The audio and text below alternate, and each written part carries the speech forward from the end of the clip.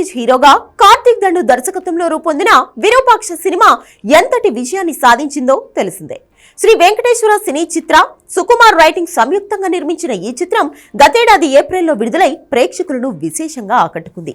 ఈ సినిమా ఏకంగా 100 కోట్లకు పైగా గ్రాస్ రాబట్టి సత్తా చాటింది.